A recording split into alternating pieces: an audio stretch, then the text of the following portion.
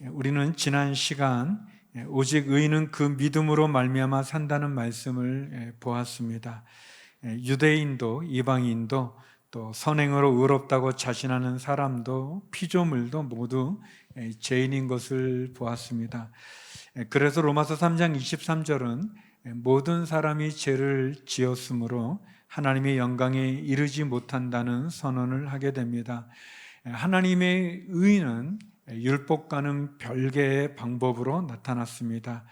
차별이 없는 하나님의 은혜는 은혜로 얻어지는 의로움입니다. 우리는 하나님의 은혜로 의롭다함을 얻게 되었습니다.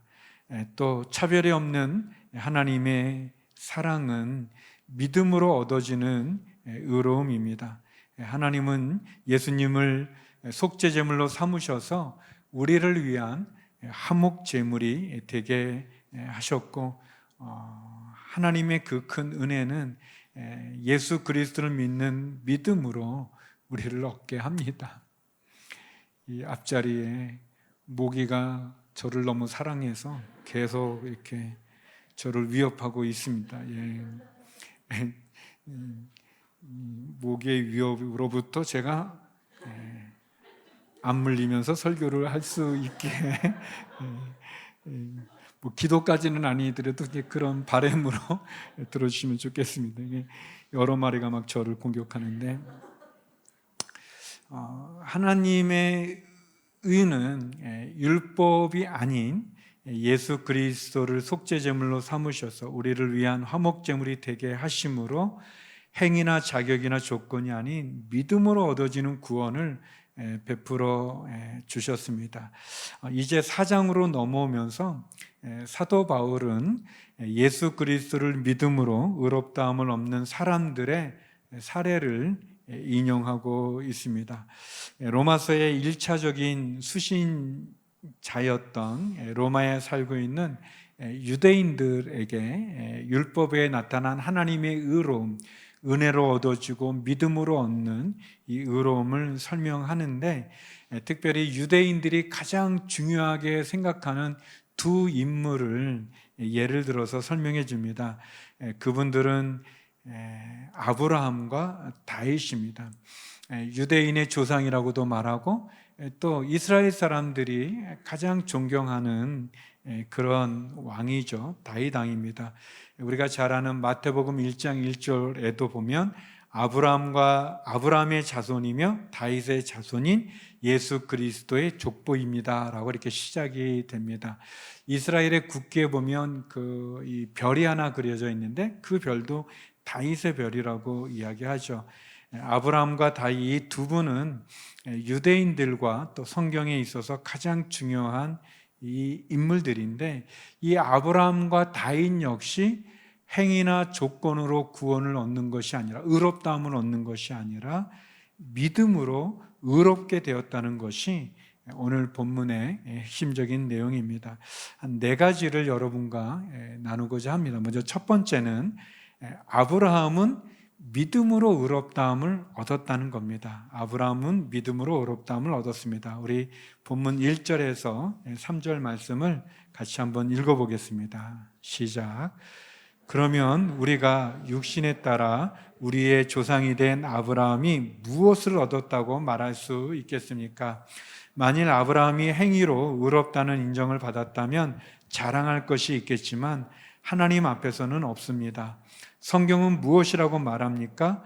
아브라함이 하나님을 믿으니 이것이 그에게 의로 여겨졌다라고 합니다. 여기 보면 바울은 행위가 아닌 믿음으로 얻게 되어지는 의로움에 대해서 아브라함을 예를 들어서 설명합니다. 하나님이 사람들을 의롭다고 선언할 때 무엇으로 의롭다고 선언하는가? 라는 그 이야기를 아브라함을 통해서 이제 입증하려고 하는데요. 이 바울이 로마서에서 모두 6번에 걸친 질문들이 있어요. 6번에 대한 질문이 있는데 그 첫 번째 질문이 이제 오늘 본문에 나오는데, 아브라함이 무엇을 얻었다고 말할 수 있는가? 아브라함은 어떻게 의롭다함을 얻었는가라는 그런 질문입니다. 만일 아브라함이 행위로서, 자신의 어떤 행위로서 의롭다함을 받았다면 그는 자랑할 것이 있겠지만, 자기의 행위로 의롭다함을 받았으니까 자랑할 것이 있겠지만, 그러나 하나님 앞에서는 자랑할 것이 없다는 겁니다. 왜냐하면 아브라함이 행위로 의롭다함을 얻은 것이 아니라 믿음으로 의롭다함을 얻었기 때문에 그렇다는 거죠.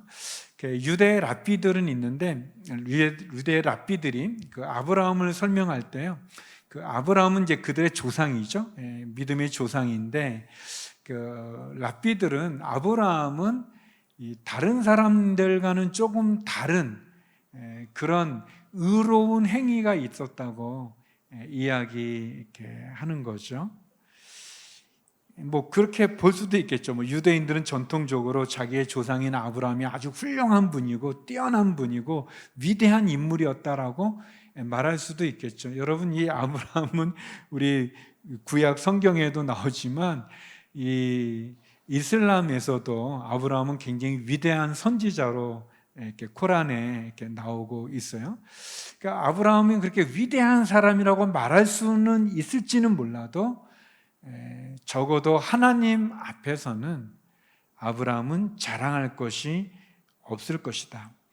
결코 하나님 앞에서 자신을 자랑할 수 없다는 것을 말하고 있습니다.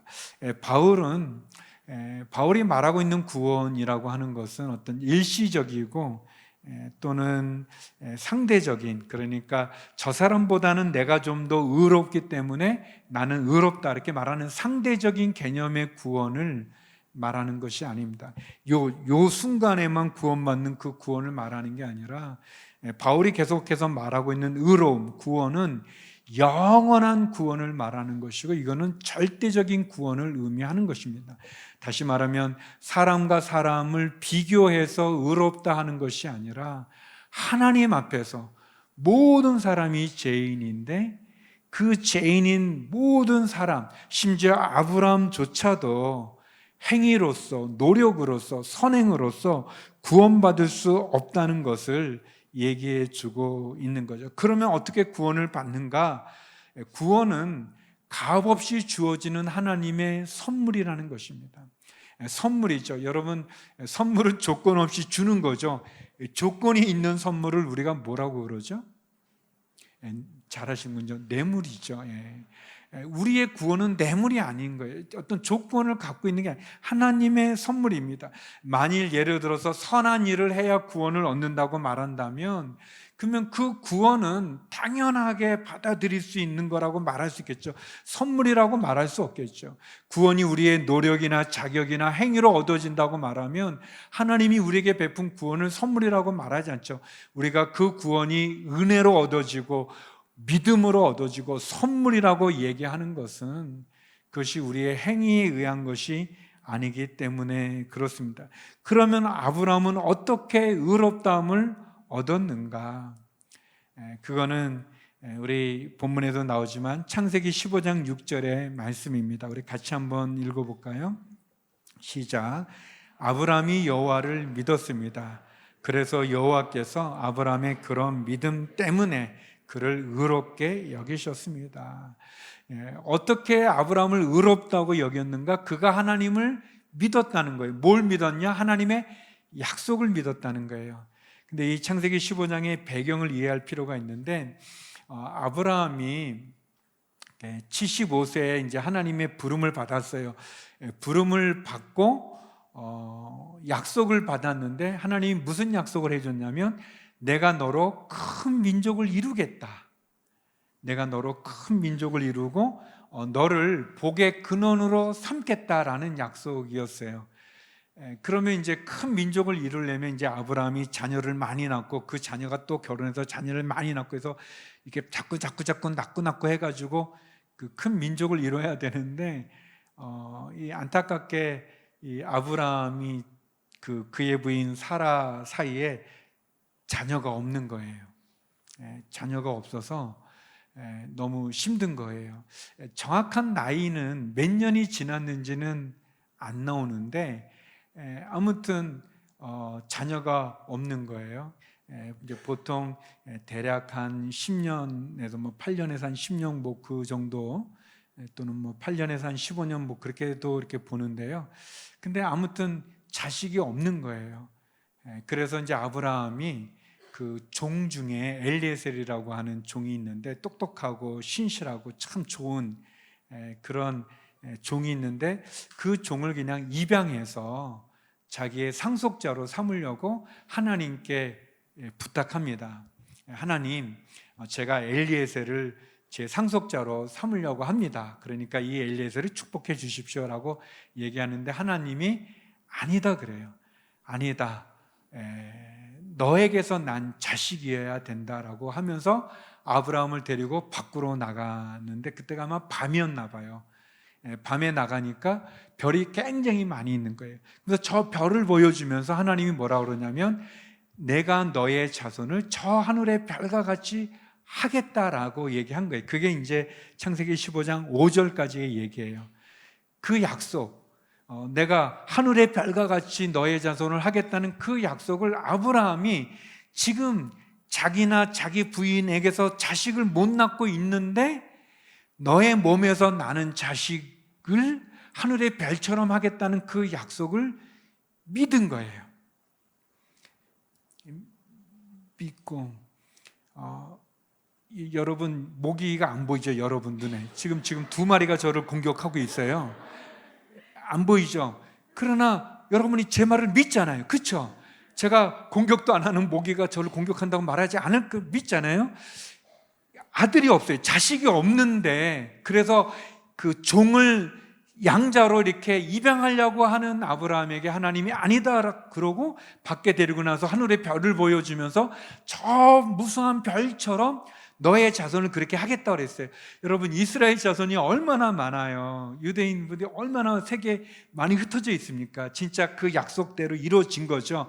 근데 그때 당시에 아브라함에게는 아직 자식이 없을 때도 아브라함이 보이지 않지만, 이루어지지 않았지만 믿었다는 거예요. 믿었어요. 하나님을 믿었어요. 그랬더니 하나님이 그 믿음으로 아브라함을 의롭다라고 얘기한 거예요. 나중에 아브라함이 이제 엘리에셀을 이제 양자로 삼지 않고, 그리고 이제 이스마엘이라고 하는 그 사라의 여종에게서 난 아들이 있어요. 그 아들을 또 이제 자기 몸에서 난 자녀니까 이스마엘을 또 이렇게 상속자로 삼으려고 했더니 하나님이 또 아니다라고 말하고, 사라에게서 난, 너와 사라 사이에 부인, 첩이 아니라 부인에서 난 자녀라고 해야 된다라고 말하면서 했던 그 자녀가 이삭이에요. 이삭. 그게 100세에 난 자식입니다. 그러니까 아브라함이 하나님을 믿었을 때 뭐가 이루어져서 믿은 게 아닌 거예요. 그래서 아브라함이 어떻게 의롭게 되었는가?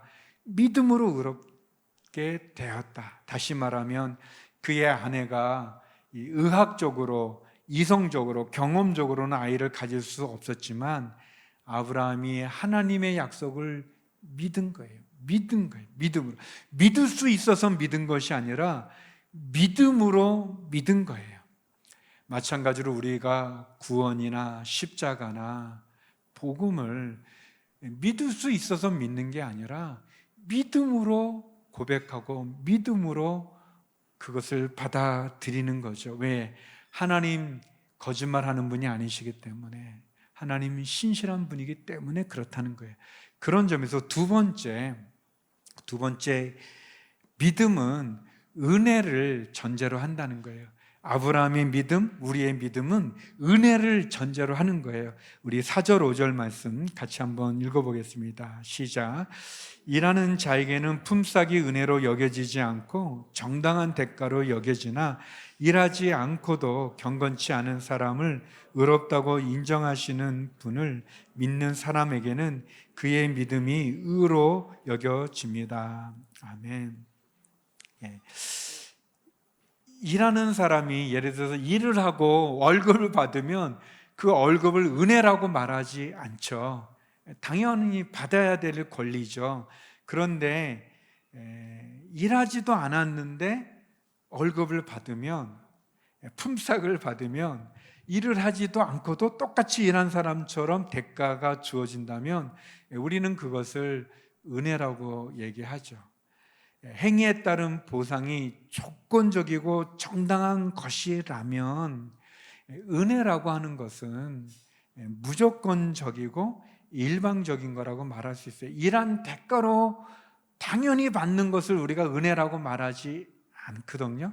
그것은 정당한 대가죠. 품삯이죠. 그런데 일을 하지 않고도 거저 받게 되면 그것이 선물이 되고 그리고 은혜가 되어지죠.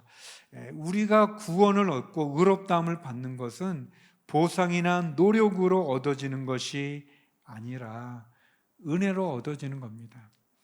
그래서 이제 어떤 분들은 오해하는데, 그래도 그렇지, 어떻게 내가 그 구원을 이렇게 아무것도 하지도 않고 은혜로 받을 수 있습니까? 굉장히 착한 것 같은데 사실은 하나님의 진리의 말씀을 잘 이해 못하는 거죠. 그런 분들, 예를 들어서 내가 구원을, 복음을 어떻게 아무 노력도 없이 이렇게 거저 받을 수 있는가라고 생각하면 그러면 율법적이 되는 거예요.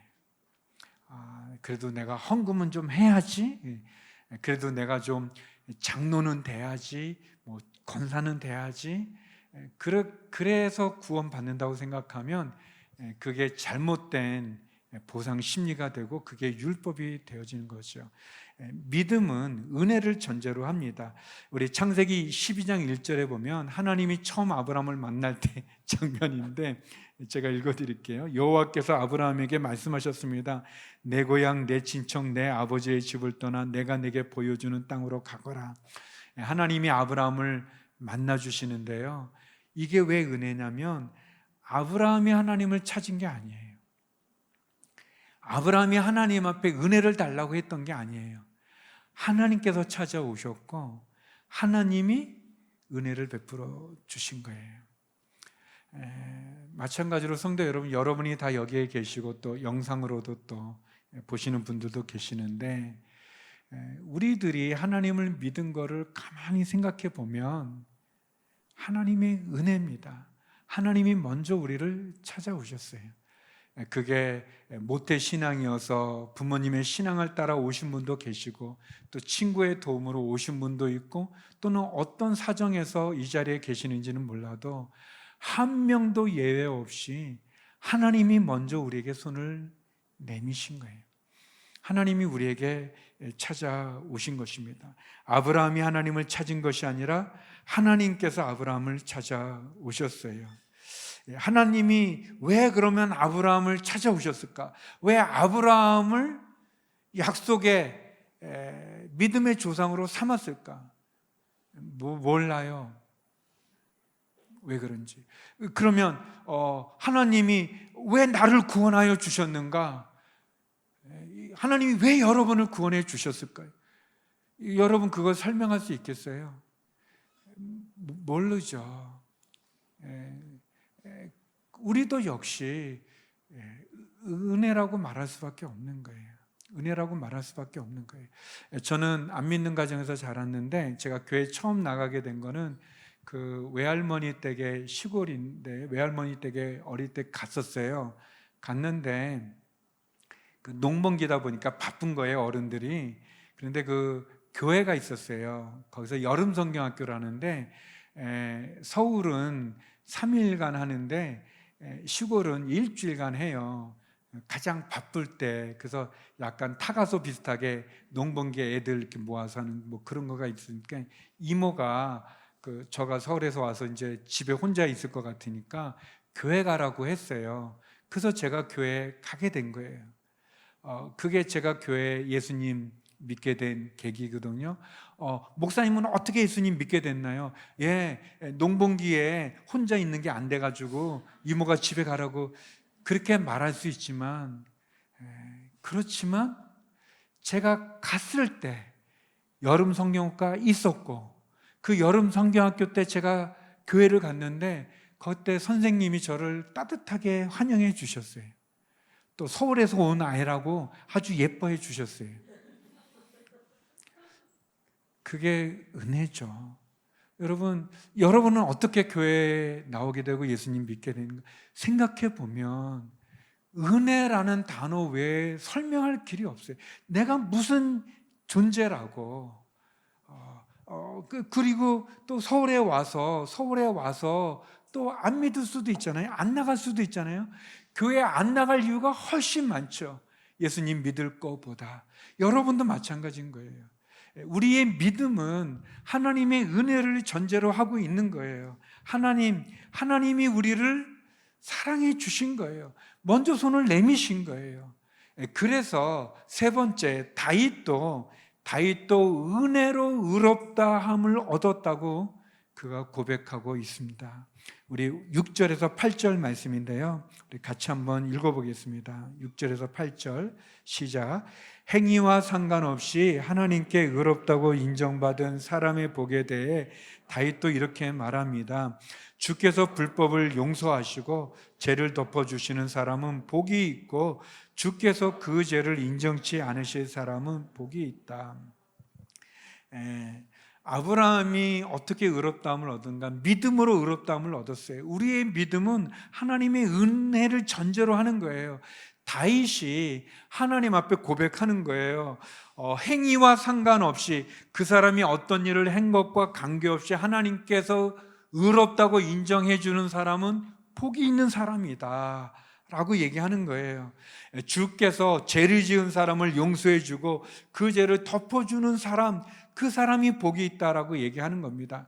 이 로마서 6절에서 8절 말씀은 시편 32편을 인용하는 건데요, 시편 32편은 뭐냐면 다윗이 우리가 아는 것처럼 훌륭한 왕입니다. 그가 하나님의 마음에 합한 왕이었지만, 뛰어난 성군이었지만 그가 죄를 지었어요. 뭐냐면 자기 부하 우리아라고 하는 장군의 자기 부하의 부인을 이렇게 취했어요. 그러면 안 되는데 취했는데 아기를 갖게 된 거예요. 그래서 그거를 무마하려고 그 자기 부하를 죽여요.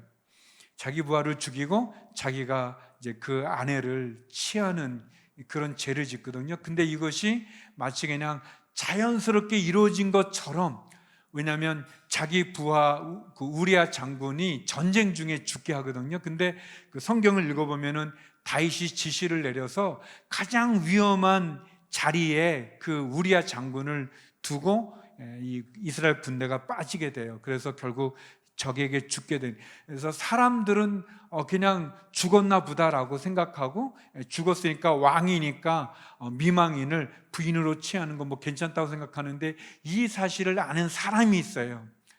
이 사실을 알아요. 다윗이 알고, 그리고 그 일을 수행했던 요압 장군이 알고, 무엇보다 하나님이 아세요. 그래서 하나님이 나단 선지자를 통해서 그 죄를 다윗에게 얘기하죠. 그때 다윗이 깨닫고 회개하게 됩니다. 그때 회개하면서 하나님 앞에 여러 시편을 쓰는데, 그 시편 중에 하나가 이 시편 32편이에요.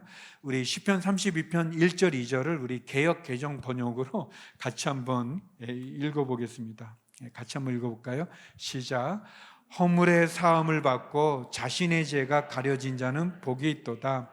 마음에 간사함이 없고 여호와께 정죄를 당하지 아니하는 자는 복이 있도다. 이 말씀을 이제 로마서가 인용한 거거든요. 다시 말하면 허물이 있는데 용서를 받는 사람 복이 있다. 자신의 죄가 가려진 사람, 이렇게 덮어져서 가려진 사람 복이 있다. 마음에 간사함이 없는 사람, 여호와께 정죄를 당하지 않은 자 복이 있다는 겁니다. 다시 말하면 하나님께서 죄가 있는데 그 죄를 물으시지 않는 사람 복이 있다. 자신의 죄가 가려진다, 그 사람 복이 있다라고 얘기합니다. 다윗이 그렇게 얘기하는 거예요. 죄가 있는데 용서함 받은 사람 복이 있는 거다.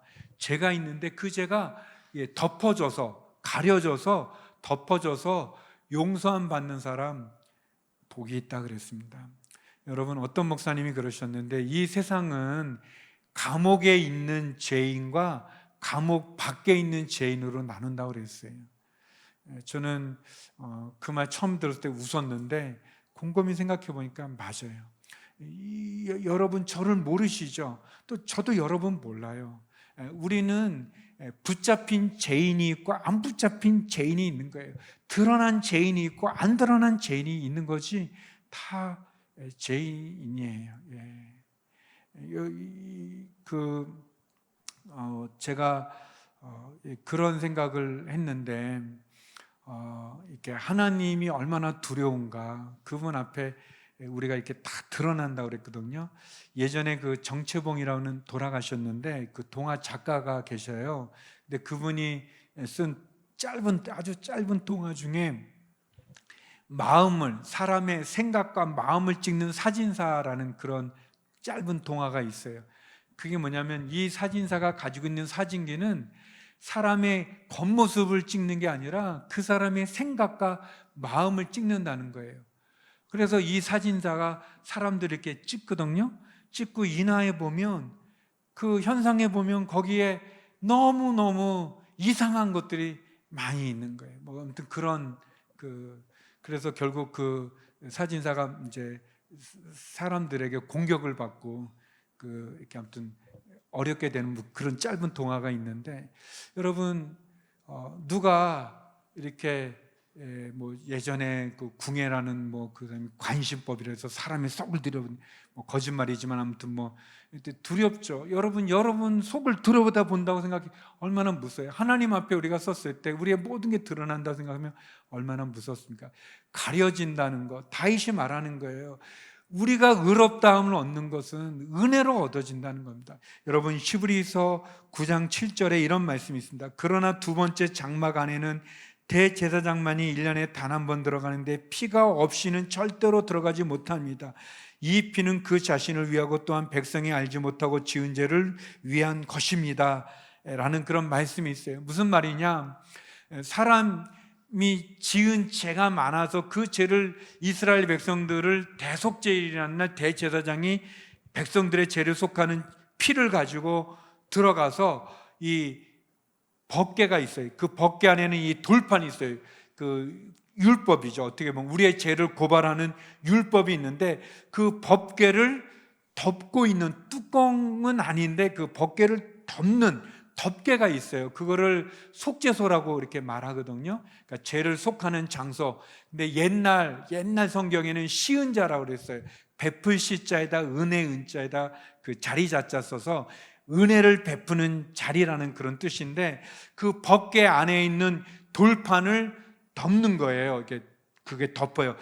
그 덮개 모양이 이렇게 직사각형을 덮게 돼 있고, 그 위에 천사가 이렇게 날개를 펴서 서로 마주보는 그런 형상을 하는 그런 성막의 기구인데, 그걸 속죄소, 시은자라고 그러는데, 제사장이 피를 그 위에 뿌리는 게 돼 있어요.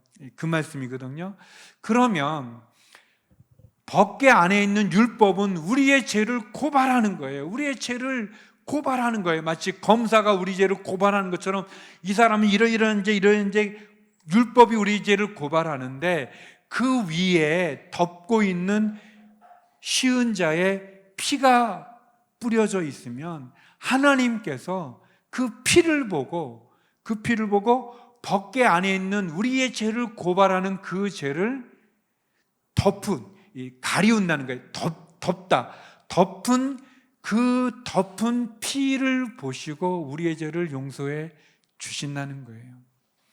마치 유월절 10번째 재앙이 있을 때, 장자가 죽게 됐을 때, 장자가 집 안에 있는데 유월절 어린 양의 피가 좌우 양쪽 기둥과 그 문 위에 발려져 있을 때, 죽음의 사자가 그 피를 보고 그 집 안에 죽음을 당할 장자를 구해 주신 것처럼, 그 피를 보고 넘어갔던 것처럼 하나님이 그렇게 예수님의 십자가의 보혈의 피를 보고 우리를 구원해 준다는 거예요. 다윗의 고백이 그런 고백이에요. 그 죄가 가리웠다, 덮어졌다. 그 사람은 복이 있다. 그 허물이 있는데 용서를 받은 사람 복이 있다. 죄가 있는데 그 죄가 가려진 사람, 덮여진 사람 복이 있다라는 거예요. 다윗도 은혜로 의롭다함을 얻는 것을 말하고 있는 거죠.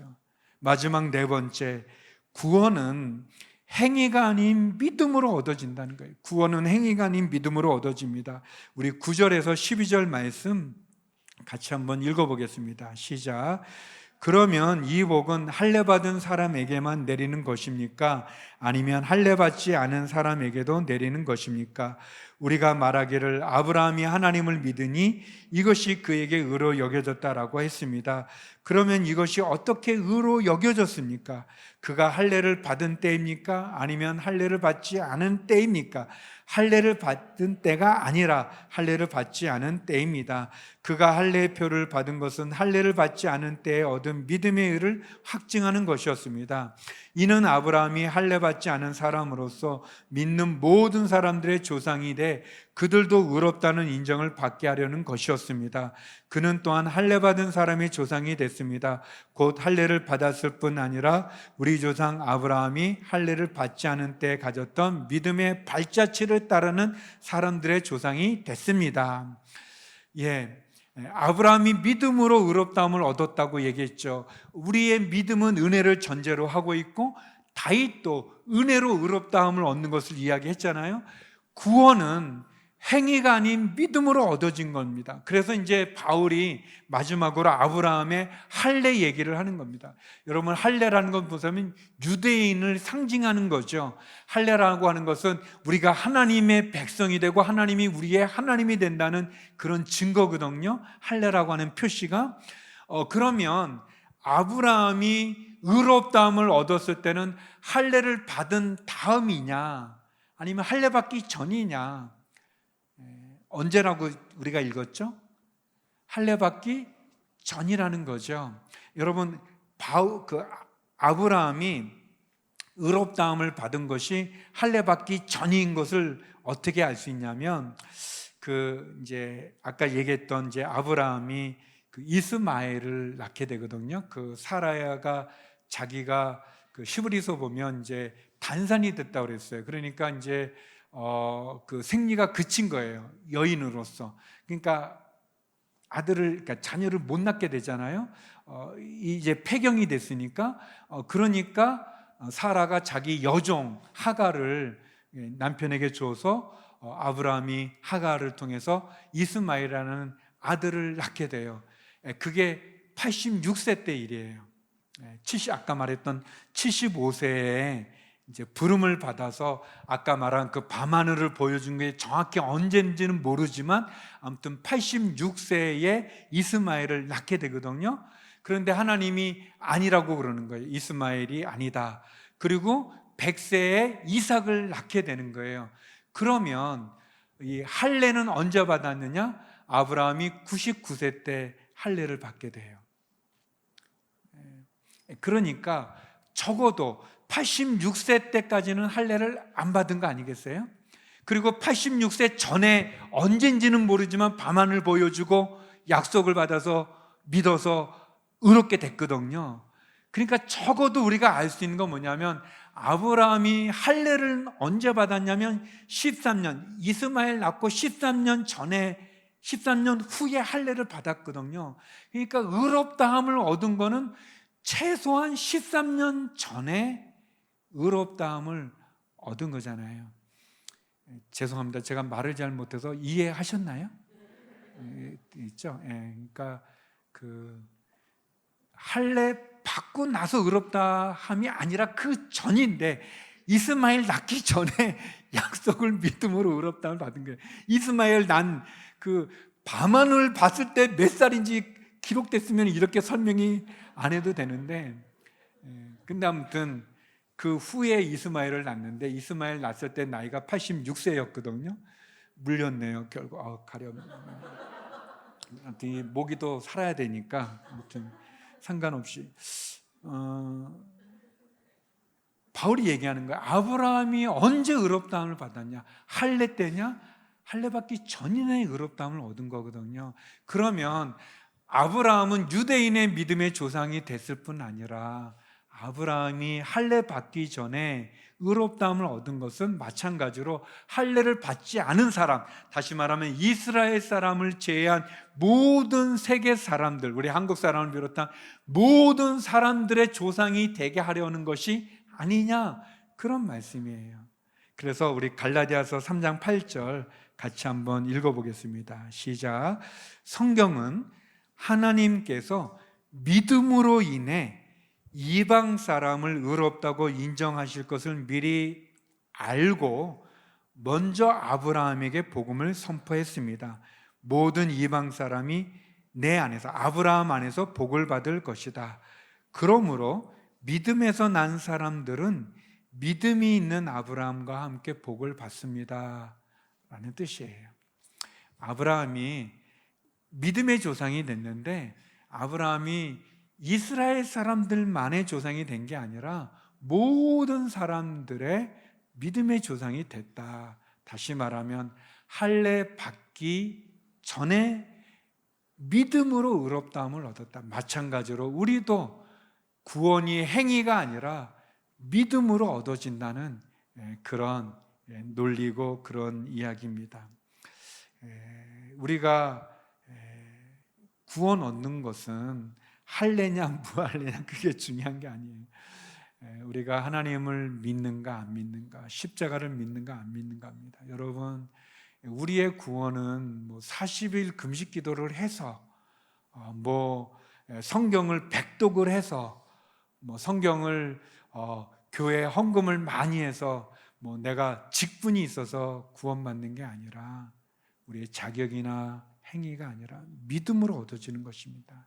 그게 은혜인 거죠. 성도 여러분, 기억하십시오. 오직 은혜로, 오직 믿음으로 얻어지는 이 구원, 이것이 복음인 거예요. 이것이 복음인 거예요. 이것이 하나님의 선물인 거죠. 이 선물인 복음을 가지고 승리하시고 감사하시고 기뻐하시고 이 감사와 감격과 감동을 가지고 이번 한 주간도 또 이 복음을 또 많은 사람에게 전하며 승리하는 우리 모두가 되기를 주의 이름으로 축원합니다. 기도하시겠습니다.